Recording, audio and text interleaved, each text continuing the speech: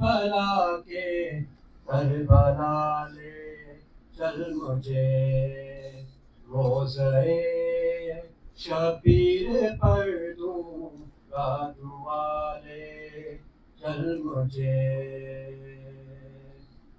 है जहाँ गंजे शहीदा है जहाँ नहरे फुरात है जहाँ गंजे शहीदा है जहाँ नहरे फुरात जिस जगह सैयद मेरा प्यासा रहा ले चल मुझे जाने वाले करबला के करबला ले चल मुझे जिस जगह जागी थी किस्मत और की वो देखूंगा मैं जिस जगह जागी थी किस्मत और की वो देखूंगा मैं आसियों पर कैसे होती है अता ले चल मुझे जाने वाले करबला के करबला ले चल मुझे जिस जगह पास के बाजू कलम हो कर गिरे जिस जगह पास के बाजू कलम हो कर गिरे उस जगह मैं भी करूँ मातम ज़रा ले चल मुझे जाने वाले करबला के करबला ले चल मुझे Assalamu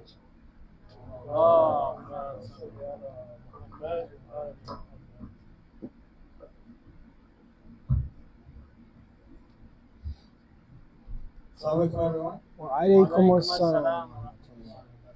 Let's begin tonight's program.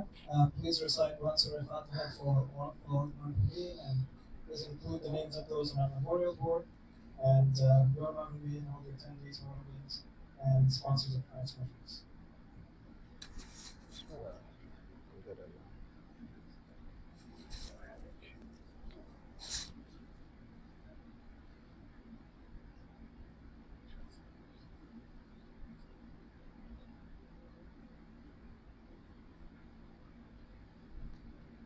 Before I invite our speaker for tonight's specialist, a few quick reminders. These programs are not possible without your contributions. We are looking for donations and monthly contributions. If anyone would like to contribute, please do so. That's very much appreciated. We're also looking for volunteers for reciting Quran, Salam, Nawir. If anyone would like to come forward, please let us know. Also, there's a couple of additional activities that I wanted to mention about.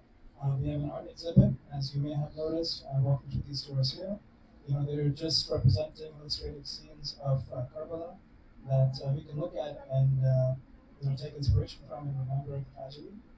So if you haven't already, do take a moment to just take a look at the paintings and hopefully helps us remember some of those scenes of the tragedy. There's also kids activities for up till the age of around 10 years. That's in the library. So if anyone is interested in having their kids participate in those activities, you can make use of that program in the library. And now finally, we're blessed to have Abbas Razavain for the majlis tonight. And I will take just a minute to read through his impressive biography. Abbas Razavain, he grew up in the greater Los Angeles area. He received his bachelor's degree in business administration from the Marshall School of Business at the University of Southern California in 2001. At the age of 21, he moved to Tehran, Iran, to study at the Islamic Seminary of Tehran with the late Honorable Akhlaq teacher Ayatollah Mushtahidi. After the passing away of his Akhlaq teacher, he moved to Qom to continue his studies in Islamic legal theory and law. After finishing the Sukur of the Hawza, he began Ba'ath al-Kharij and has been studying Kharij for about 10 years. Altogether, he has studied for about 20 years in the Islamic Seminary. He has had English-speaking engagements throughout the U.S. So with the Allah Talawat, I'll request Sayyid Abbas Razavain to please come to the member and address the issues. And also, please, if you could move up and to your right to make room for people to respond. So, How long should we go for? How long do you want to go for? Up to an hour. How are you for Okay. And do musibat يعني. Yes.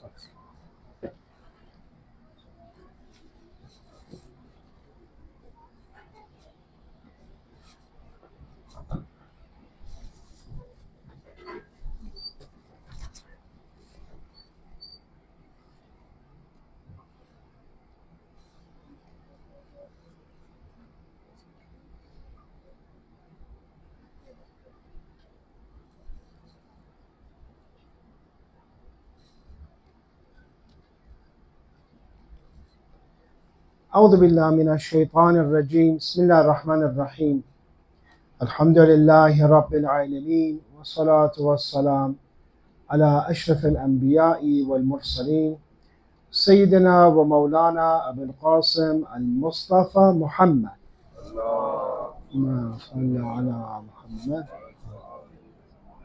وعلى أهل بيته الطيبين الطاهرين ولعنة الله على أعدائهم إلى يوم الدين.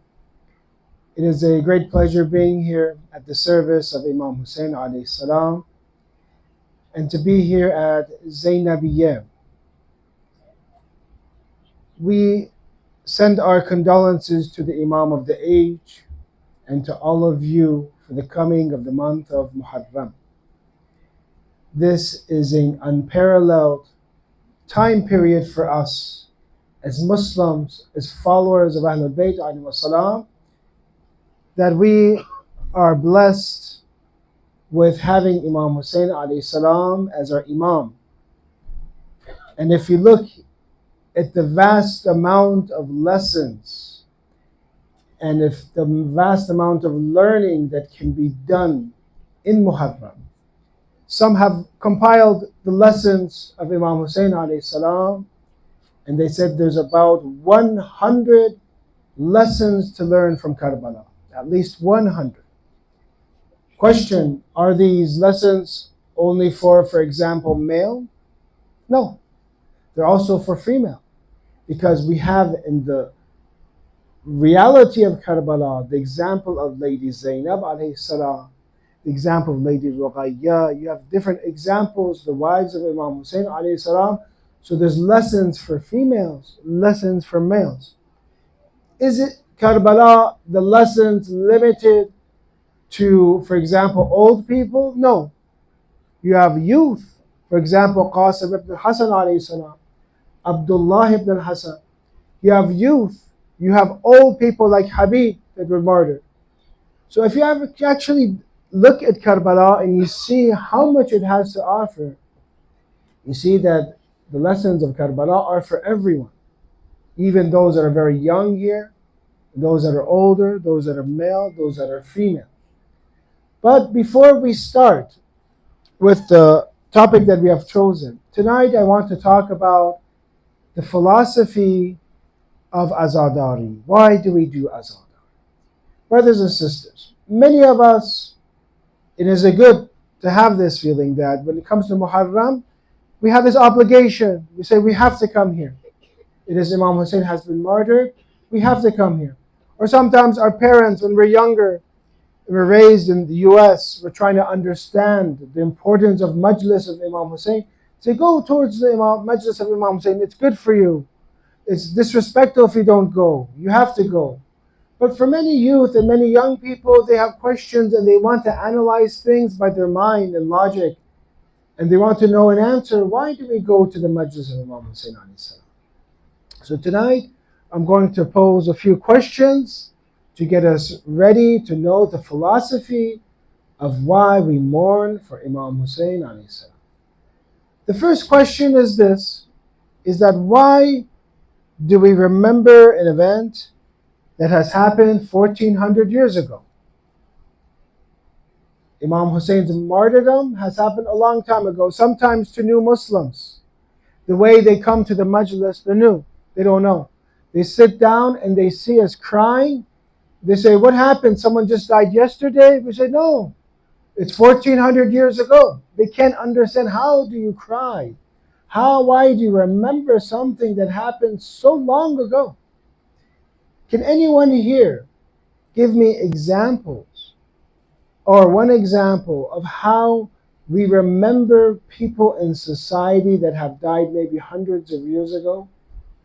Can anyone here give me an example of one person or two people in the US that is remembered even though they passed away, for example, hundreds of years ago? Maybe think of currencies. Think of, if you're college students, some of the buildings, or for example, some of the people have donated, or some of the monuments we have. Anyone,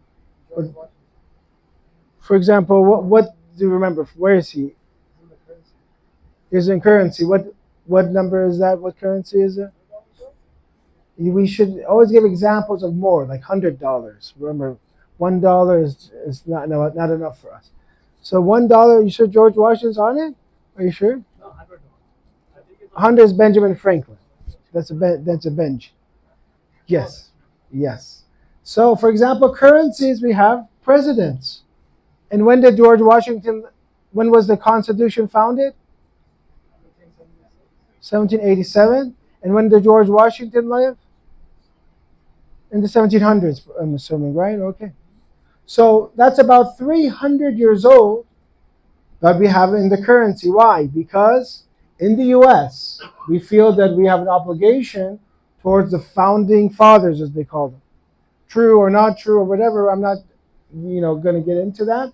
But it's an example of how society cherishes, remembers those individuals that have benefited it or helped set up that country. Can anyone else give me another example of another individual in the US that is remembered not by currency?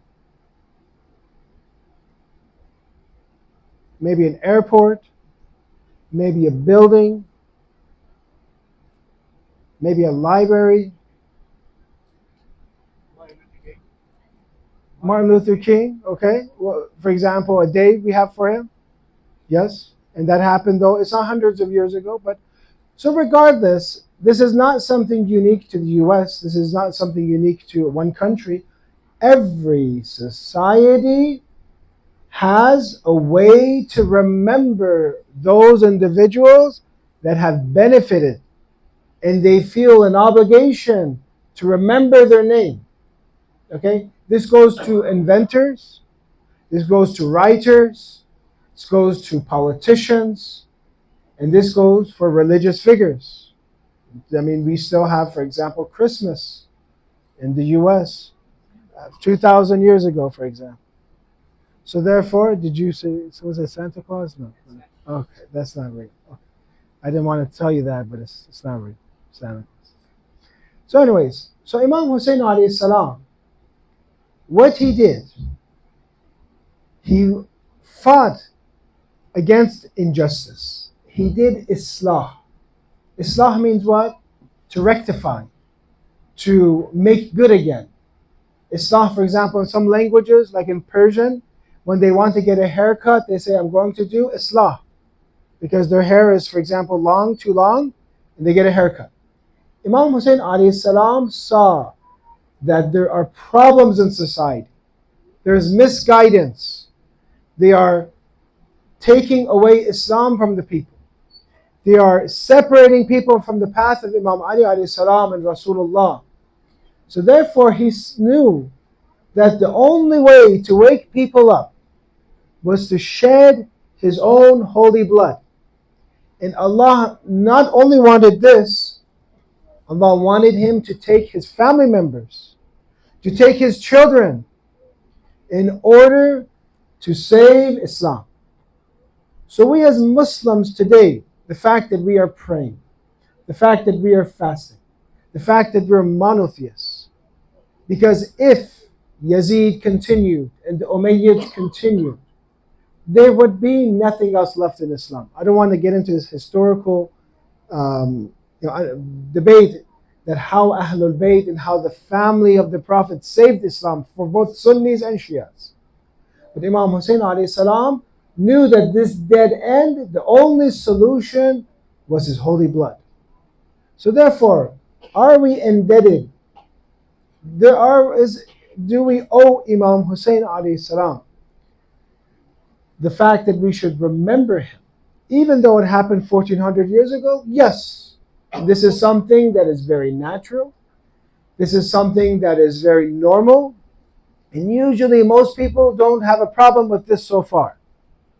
So our logic tells us an individual that benefits society, that has saved Islam, he deserves to be remembered, whether it's 1,000, 2,000, 10,000 years ago. So that's the answer to the first. If your friends come to ask you, sometimes they're Sunni, for example, sometimes they're non-Muslim, they ask you, this Muharram, this Sinazani, Azadari, why do you do it? You say, one, we remember individuals who have benefited society. If we are a society that does not remember them, then we are not a good society. We have to remember individuals that have contributed. And Imam Hussein alayhi salam contributed. We said one thing was 100 lessons. He taught us how to fight against oppression. You have people like Gandhi even says that I have learned this resistance from Hussein ibn Ali. He's not even Muslim. You have many people that learned resistance. Actually today, if you look at the news and you see what's going around and you see the oppression that the Zionist regime is doing, who are the individuals that are standing up against them? They're the followers of Ahlul Bayt. You see from Lebanon, for example. You see, for example, in Yemen, in Iraq, in Iran today. Why? Because in Shiism, one of the fundamental cores of Shiism is Imam Hussein and being Husseini alayhi salam. And the other fundamental core is Mahdawiyat and Mahdism. So you see the fact that we learn sacrifice. We learn that death is better than life with the oppressor. These are all lessons that we learn from Imam Hussein alayhi salam. This is part of our heritage. And this is ingrained in the Shia. That's why traditionally, many of their oppressors were against the Azadari and martyrdom, remembering of the martyrdom of Imam Hussein, because it's teaching people to stand up, to fight. Even if you're 72, even if you're 100, and the army is 30,000. And you see statements recently from Palestine, for example, that say that this example that we have now is like the example that they want to follow of Imam Hussein alayhi salam.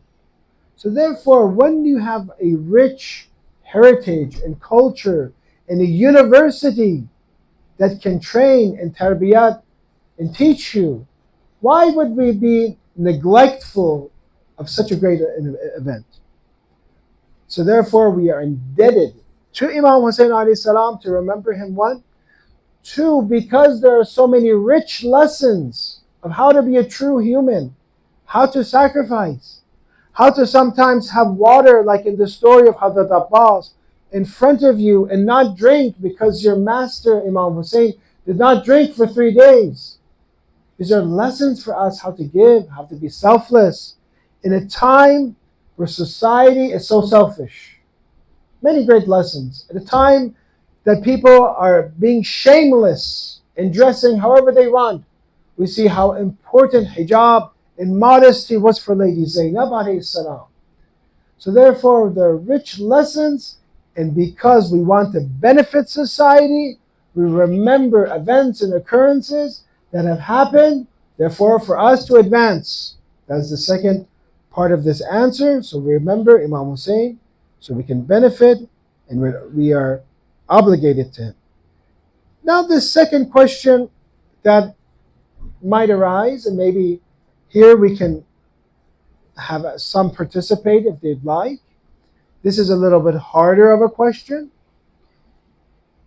It is this. Many so far people will say, okay, I agree, I'm with you. We should remember Ashra. This is the killing of the grandson of the Holy Prophet. This is the killing of someone who many verses of the Quran is about. The one in 361 in Mubahila, for example, says, bring your sons. And Imam Hussein was brought as the son of Rasulullah in Mubahila make prayer against, for example, the Christians in Mubahala. But this is the question that maybe might be more difficult, and I want you to pay attention here, is why do we remember Ashura in this manner? This is what people ask and why they're confused. Why do we hit ourselves? Why do we cry? Why do we wear black?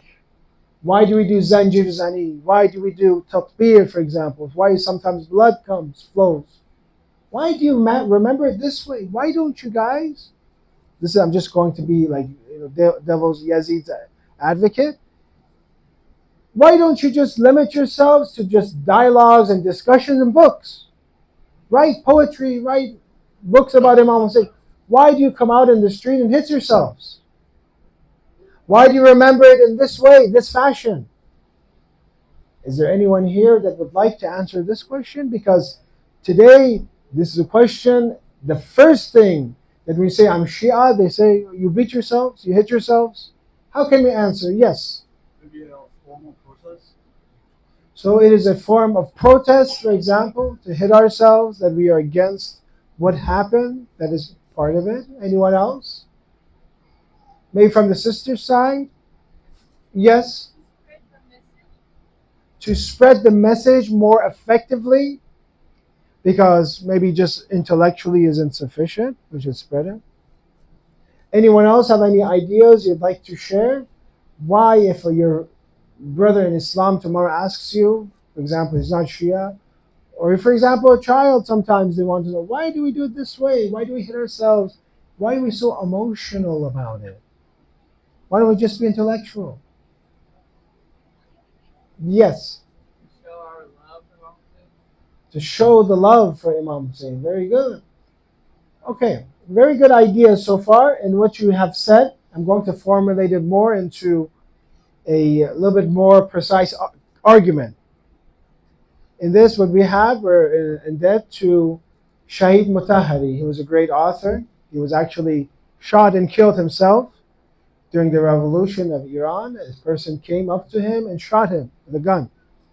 So called Shahid Mutahari. So he says this, and many of his books are translated in English. He says that man is not limited to the aql, even though aql and intellect and the rational mind is great. Human animals do not have this capacity.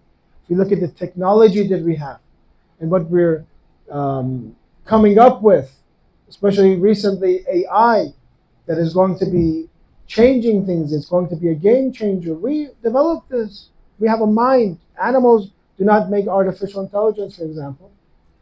So therefore, that's one key component is intellect. But do you think that's all that we have is the intellect, or is there something else in man? There's something else, love, emotions. For example, the fact that you love your parents, for example. People that are married, they love each other, for example. When you have a child, you love that child. Actually, your friends, that love, that feeling that you have with your friends, we have love. Man is not just actually someone that is just completely intellect and doesn't have any emotion. You would say that's a heartless person. You don't have any feelings. You don't miss me, for example. I came here last Muharram, for example. I gave a speech. You don't even miss me. Of course you miss me, for example. You have a heart. You're human. So this is the second part of humans, is the emotion. So humans are both intellectual and emotional creatures. Which one do you think sometimes is stronger? Which one makes us move more? For emotion, love, for example. I want to get married, for example, and there's somebody in another state. I'm going to go and make that trip and fly all the way there to meet them, for example. I don't know who it is, for example. Why? For love, for example, for marriage. Or, for example, a mother and the child. They miss their child. They haven't seen their child for a while. They have gone off to university. And they will miss them. They'll fly all the way from another part of the country, another part of the world to come and see their son. So he gives the example that emotion is like an engine. When you have a car, you have an engine and you have headlights. He says, Shahid Mutahhar, he says, the car is like the love, emotions are like the engines that moves the car. But the headlights and the guidance comes from knowledge, comes from the rational mind. So we need a rational mind to be guided to know which way the emotion should go. Is this the right way? No, that's wrong. That's a haram love, for example. That's a haram relationship. No, that's wrong. Or that love is towards money and dunya. That Aql says no. It directs us. But what moves us is our emotions. So therefore, we said, do we want to benefit from Ashura? Yes. How many lessons are there in Ashura? At least 100. Yes. Does society right now need these lessons? To be selfless, to be courageous, to have shame? Yes. To fight against oppression? Yes. So if we want to benefit from Ashura of Imam Hussein alayhi salam, should we limit ourselves to the intellect only, or should we use the full capability that man has? We should use the full capability that man has, both intellect and emotion. And when you remember Imam Hussein alayhi salam this way, wearing black, you get sad. Immediately, a lot of people, they just come into the majlis of Imam Hussein, they see the black, their emotions get stirred, they cry. Or some people, for example, they hear the no-head, the azadari, in a beautiful way. They begin to connect to Imam Hussein more. You know, one of the traditions that we have, and it's a very interesting tradition, is that our religion is nothing but love and hate. We have a tradition like this. Sometimes people would come all the way from a different city. I believe as Muhammad ibn Muslim would come and visit Imam Baqir alayhi salam. Let's recite salawat.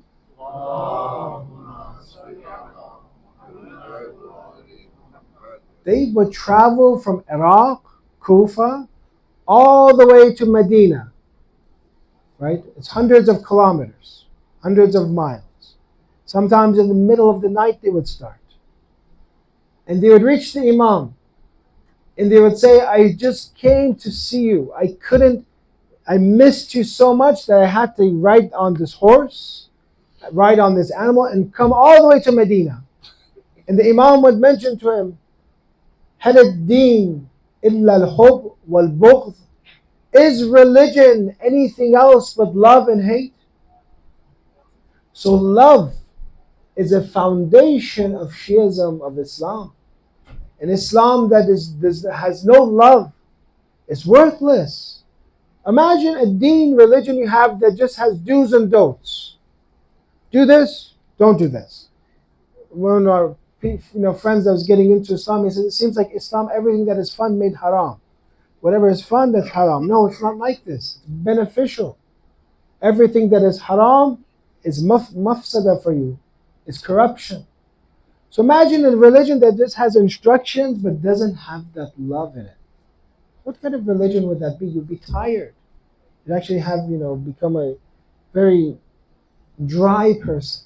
But a religion that says, look, you have instructions, but all these instructions take you to something called love of God. And you have the opportunity to have a relationship with Allah, with God, that is unparalleled with any other relationship you can have. And it's a love that is so sweet that some of our mystics like Ayatollah Bahja say if the ruler, the emperor of China knew how great it is to be a slave of God, he would leave his empire and become a slave and servant of God. So therefore our religion is nothing but love.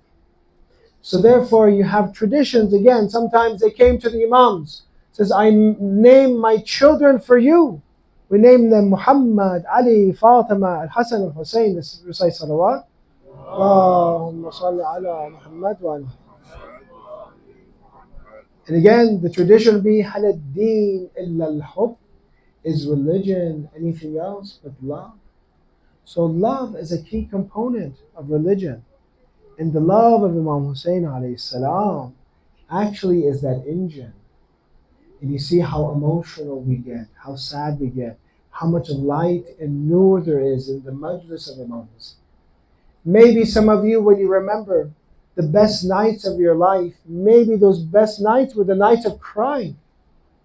Maybe it was that ziyarat of Imam Hussein alayhi salam that you did. Maybe it was that azadari that you cried for Imam Hussein alayhi salam. You cried for his infant son Ali Asghar.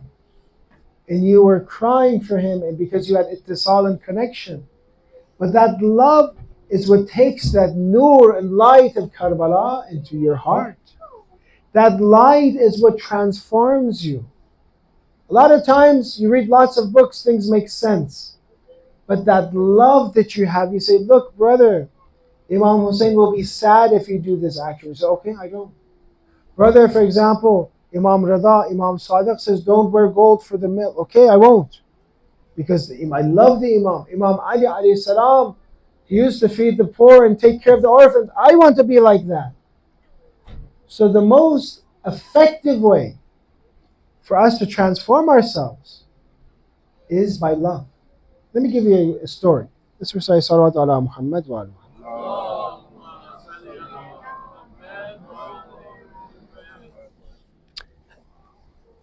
I'm sure most of you have heard of the story of Prophet Musa alayhi salam, of why he's called Kalimullah.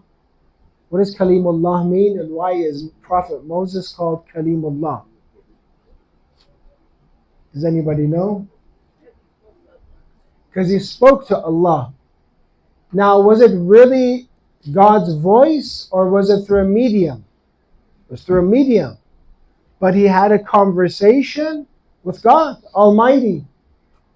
In this conversation is recorded in the Holy Quran. So it's Kalimullah. Because he had a meeting, Quran says, ثَلَاثِينَ layla, it was supposed to be 30 nights. وَأَتْمَمْنَاهَا بِعَشْرٍ, and we completed it with 10 more. فَتَمَّ مِيقَاتُ رَبِّهِ 40 layla. And so 40 nights became the meeting of Prophet Musa alayhi salam with Allah.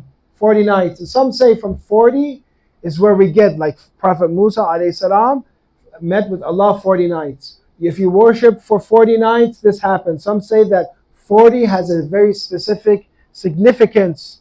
40 means completion. Some say that is why we do Azadari for Imam Hussein for 40 nights to Arba'in, because that is when your Azadari, your mourning for Imam Hussein becomes complete. 40. So regardless, Prophet Musa alayhi salam is sent to speak to Allah. During that time, he leaves his people. And his people, once they leave, even though Harun, his successor, is left there in the city, but Samiri comes and starts to misguide people. And during that time, Quran mentions, Allah tells Prophet Musa alayhi salam that, listen, basically, your people have gone astray. قَالَ فَإِنَّا قَدْ فَتَنَّ قَوْمَكَ مِنْ بَعْدِكَ. Musa, indeed, we have tried your people after you have departed. We tried them. We wanted to see how are they like, how is their iman and faith without their prophet. Obviously, every individual should have such strong iman and faith that if their prophet leaves for 40 days, they should still be mu'min. So we tried them. Then it says, وَأَذَلَّهُمُ الصَّامِرِي. But Samiri came and made them worship the golden calf again. Samiri took this. So I want you to pay attention. What happened so far? Prophet Moses is meeting God, and God informs him that while we are here speaking, your people are left astray. We don't have a reaction here in the Quran. No reaction here.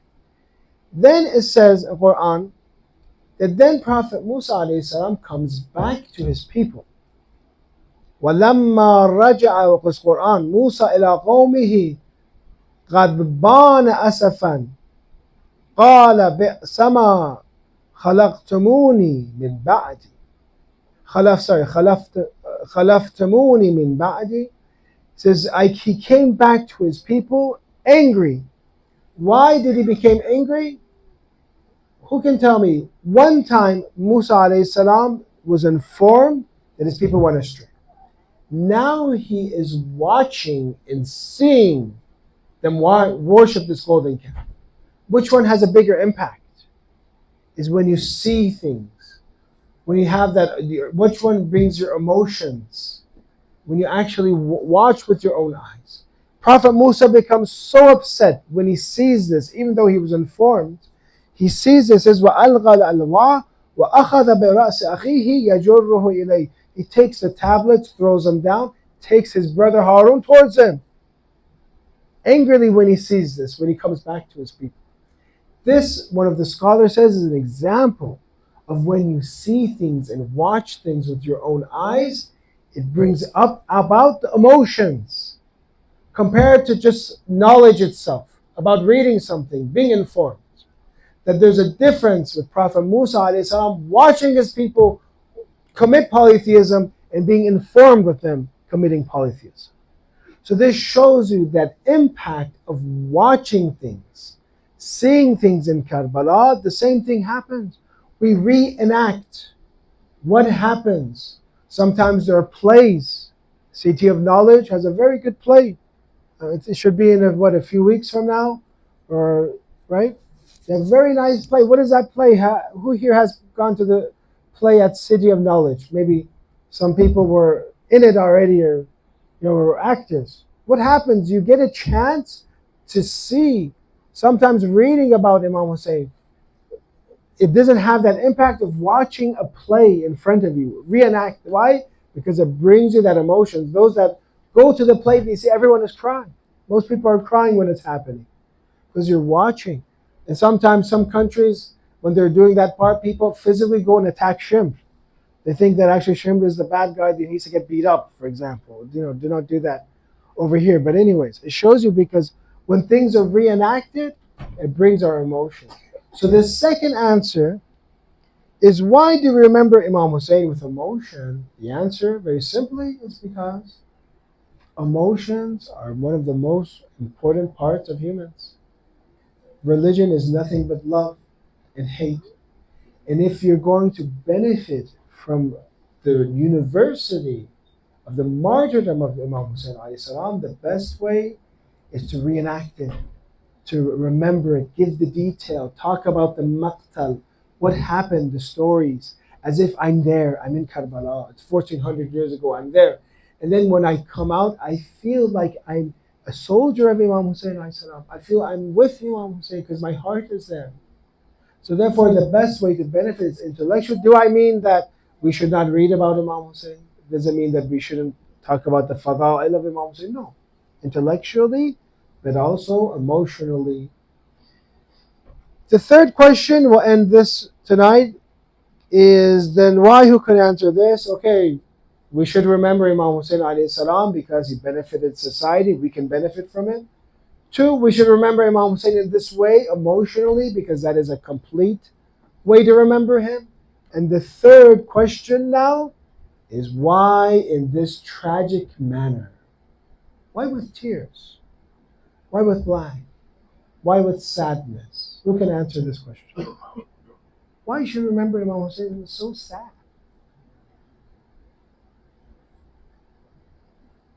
Any volunteers? Yes. Empathy. Very good. Anyone else? Very good. Keeps the heart soft. But because we're limited tonight is because you remember your emotions fit their currents. For example, what emotion do you have in a wedding? Happy. Because a wedding is a happy event. So what emotion should I have at a funeral? Should I be happy at a funeral? No, you should be sad, right? Actually, we have the traditions not to joke in front of, for example, those that someone has passed away. Don't joke in front of them, for example. You should be sad. So is Ashra a sad event? Very sad. It's one of the worst events in Islam. So therefore, if the event is very sad, should the remembrance be sad? Yes. The remembrance should match the occurrence. So therefore we cry, and we said we need to have emotions. So the emotions fit what happened. You're talking about Imam Hussein dying, being martyred while being thirsty. You're talking about Muslims doing this. Sometimes you tell people Muslims killed him. Those that love, they say, claim they love Rasulullah, they killed the grandson of Rasulullah. They killed the Imam. They took his family members and they put them as captives. Some of the most tragic things that we can think of happened to the best of people. So therefore, this event is very sad. And remember, the sadness of Imam Hussein cannot be compared to any event, even in today. Yes, we have sometimes people being maimed, being blown up, being burnt. We have that. It's very sad. But when Imam Hussein alayhi salam happened something to him, his life, his worth is much more than the entire universe. Because God has created the universe for them.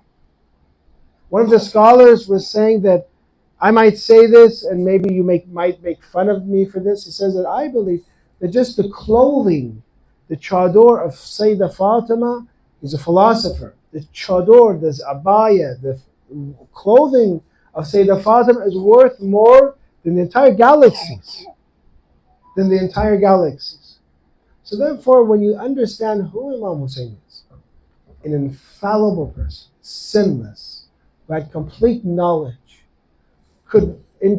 he could have been, like for example, how Imam Mahdi is for us. He could have easily made, if people followed him, the entire world beautiful in one government. But people took him and martyred him. His martyrdom is much more bitter than anyone else's. That's why I say, La yawm ka yawmika ya Abu Abdullah. No day is like your day, Abu Abdullah. We're going to dim the lights more, or it's fine, it's already dim. We're going to remember tonight the first shaheed of Imam Hussein alayhi salam, and that is Muslim ibn Aqil. Muslim ibn Aqil was a very strong person. He lived at a time where Imam Hussein alayhi salam trusted him with going to Kufa after so many letters were written to him that he had to send an ambassador, someone he trusted, to see what is going on in Kufa. So when Muslim arrives, 18,000, 30,000 people enthusiastically pledge allegiance to Imam Hussein through Muslim ibn Aqil. So he came there to get the allegiance of Imam Hussein alayhi salam. At that time, we see Ubaydullah ibn Ziyad came, and he was a cruel politician. And through scaring the people, through threatening him, slowly Muslim ibn Aqil, less and fewer people began to follow him. At that time, they became so few that Muslim ibn Aqil goes into hiding. And when he goes into hiding, you see that they come and they capture him. He had 3 wishes. One wish of his, before he was executed, was to sell his armor to pay off his debts. He did not want to leave this world while being in debt. 2, he asked to bury his body. The 3rd was to tell Imam Hussein not to come to Kufa. That his real wish, he did not, and when they look at him crying, sometimes they would ask, why are you crying? Are you afraid of execution? No, I'm crying that my master Hussein ibn Ali soon will be coming to Kufa. He's coming this way with his family members. Inform Hussein that for him not to come to Kufa. At that time, they surround Muslim. They get him. While fighting him, and Muslim was very brave.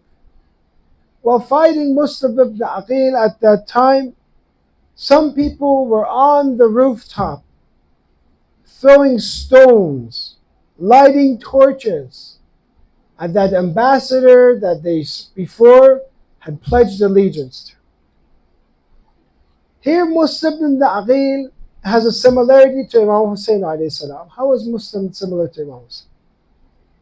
Because at that time, they were throwing rocks and hitting rocks at Muslim's head, at his face, at his body.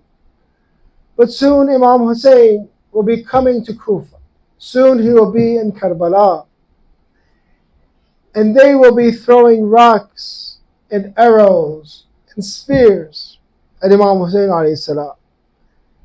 At that time, a rock hits Imam Hussein alayhi salam. Says, Ma lakum, what is wrong with you? Why are you throwing hijara? Why are you throwing rocks at me? Kama, as if you throw it at the non-Muslim, as if I'm a non-Muslim. وَأَنَا مِنْ أَهْلِ بَيْتِ الْأَبْرَارِ, and I am of the family, the good family of the Prophet. Why lakum? Why do you do this? So at that time they say that Imam Hussein alayhi salam is weak, and soon we said the similarity of Imam Hussein with Muslim ibn Aqil, that they are throwing rocks at Muslim, that also they are throwing rocks at Imam Hussein soon in Karbala, that Imam Hussein now is weak in the day of Ashura. He has lost all his companions, he has lost his family members, the Bani Hashim. They are surrounding him. Some of the Maqtal says that so many arrows befell the holy body of Imam Hussein that on that day Imam Hussein looked like a porcupine with arrows. At that time, وَقَدْ دَعُفَ عَنِ الْقِتَالِ, fighting made Imam Hussein alayhi salam tired. He is thirsty. At that time, he is resting a little. أَتَاهُ حَجَرٌ عَنْ جِبْهَتِهِ Hashamaha. At that time, they throw a rock at the head of Imam Hussein. It breaks open the holy forehead of Imam Hussein alayhi salam. At that time, ثُمَّ أَتَى سَهْمٌ لَهُ ثَلَاثَ الشُّعَبْ. At that time, they shoot a trident, a three-headed arrow at the heart of Imam Hussein. فَوَقَعَ عَلَى قَلْبِهِ, and it hits his heart. Inna lillah wa inna ilayhi raji'un. Ya Allah, we ask you by the Muslim martyrdom of Muslim ibn Aqil, the Muslim martyrdom of Imam Hussein alayhi salam, and we inshallah benefit this Muharram from the life lessons of Imam Hussein in Karbala, inshallah. May Allah accept our azadari, give us reward for remembering Imam Hussein alayhi salam. May Allah, after these 10 nights, make us more Husseini. Bless our family members. Help remove affliction and oppression throughout the entire world. And bring back the Imam of the age with a salawat ala Muhammad wa ali Muhammad wa Matam al Hussein. Going to recite? If you'd like to join for Matam, that will happen in the main hall for men's and ladies, followed by Ziyarat. So you could please make your way to the main hall for that. If there's any volunteers for Matam here, please come forward. But tonight we don't have anyone for Matam here, so you can just Are they finished there? they'll just join. Okay. Assalamu alaikum. How are you, doctor? How are you doing? Good? Muhtaj. How's everything? Good? How are you doing? Good?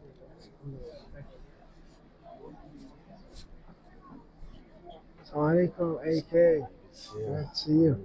You're back. Assalamu alaikum. How are you doing? Yes, I just came back 2 days ago. Yes, sir. Must be tired. Yeah, I was about to fall asleep and not come. The jet lag. The jet lag's horrible. Yeah. Where are you coming from? From from Iran. Oops, I think I made a mistake. You know, one of the speakers came to the U.S. and he came right from the plane to speak. Oh, okay. And he was so jet lagged that he was speaking on the member and he fell asleep himself on the member. Was it a Desi crowd? No, he fell asleep himself. If it was a Desi crowd, they would have thought it was a miracle. No, I'm fine. I'm good. We have to get the quality of the microphone a little bit better. It helps. Okay. I will ask for that. No problem. Also, I was a little, disturbed by people coming in and out repeatedly. I Yeah. think it was a bit disturbing. Yeah, it's okay. But I mean, usually we don't.